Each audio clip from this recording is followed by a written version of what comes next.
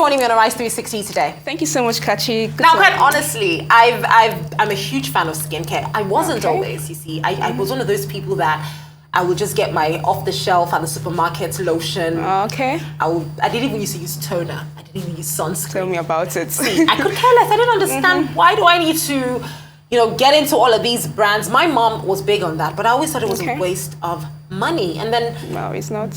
I'm starting to realize that. Tell me about that, because there's still a lot of people who do not understand why there are people like you investing so much time and energy into creating a skincare brand.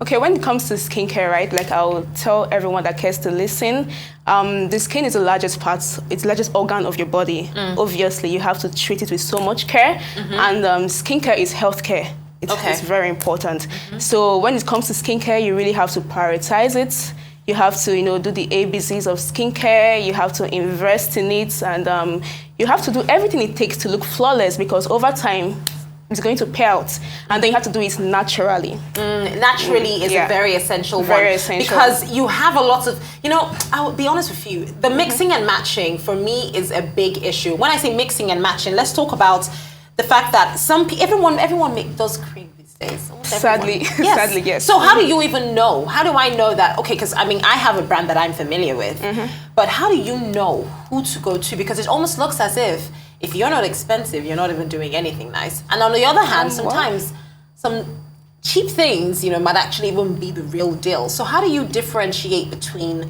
a good skincare product and a bad skincare product? When it comes to skincare, I think that, sorry to say, but literally half the people in the industry, they don't really know what they're doing. Organic skincare, to be precise, and when it comes to Nigeria organic skincare, people have it's so saturated, and you have people saying my brand is organic and it's natural and all of that, but sadly it's not, because organic is real, unadulterated organic, and then when you use these products, you can tell from organic that is the real deal. You have people saying, okay, get my products, you get a flawless skin within 3 days, you get your spots out within 2 days, and all of that. It doesn't work that way, right? So people that say organic, sometimes they're chemical-based products. Well, is it completely impossible? Is it even possible to separate the two? It's not. Everything has chemical. Even water we drink has chemical. But the truth is that, right, they are natural, should I say, skin-friendly recipe that you can use for these products. I don't want to go into the whole skin terms, but for example, I'm sure people know what hydroquinone is. Yes. You know what steroidal products are. Yeah. So steroidal products will give you what you want, but over time you have an adverse reaction. Right? So it's best you go the natural way. So for example, you want to lighten up your skin, or maybe you got a tone or 2 tones darker due to some factors, excessive sun exposure, or whatever it is. You can actually do that the natural way with organic recipe. Okay.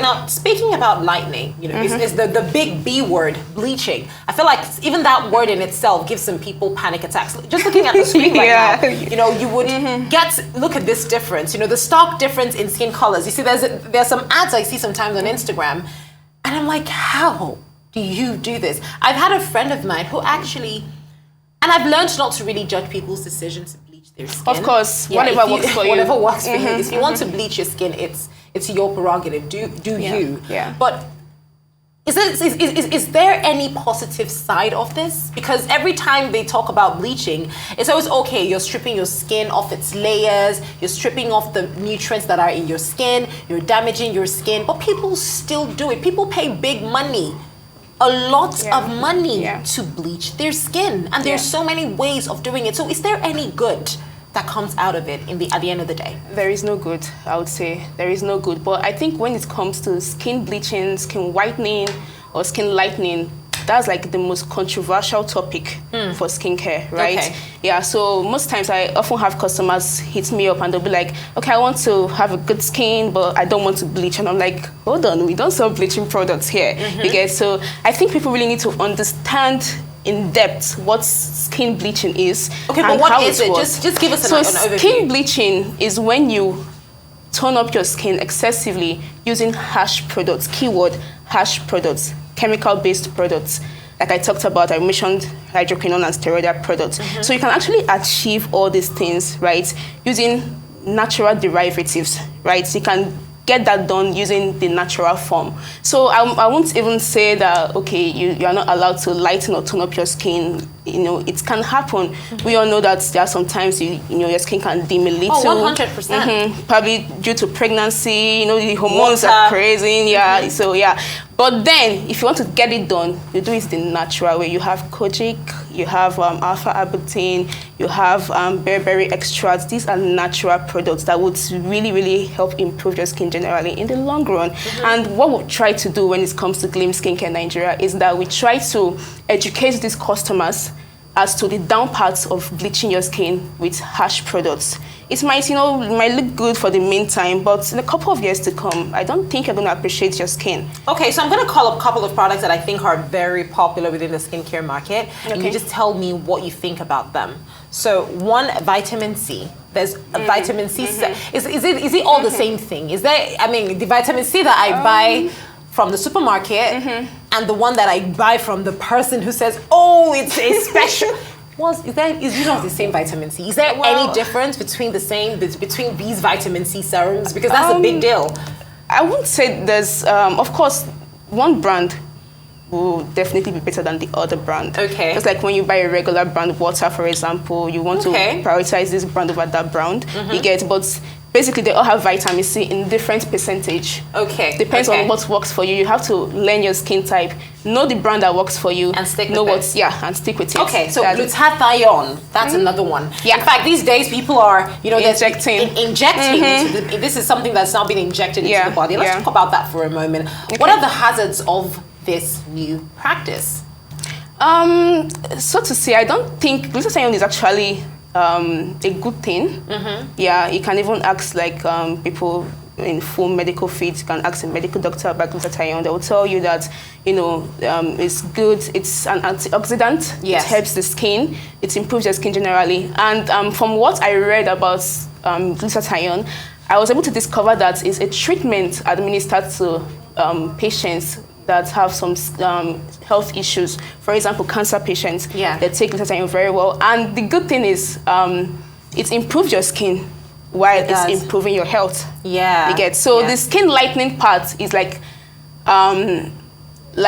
a side effect. An adverse effect of that. I do get that. Okay. So people use it to lighten up their skin safely. Okay, so it's safe.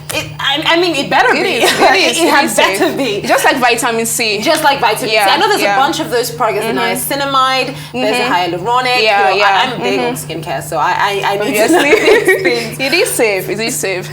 You're an online store. I do understand that, and I'll tell you this. I have offline too. Okay, online and offline, exactly. I've had my personal fair share of issues with a lot of these online businesses, where it's one, customer service, one, the fact that you're influencing for a product with a full face of makeup, filters,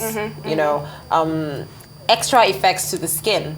So in percentage, you have more online skincare companies than you have offline. This is both locally and internationally. So what does that say about the market that we're creating? Would you say skincare is a business where the more you look, the less you see? Well, I think because it's lucrative, right?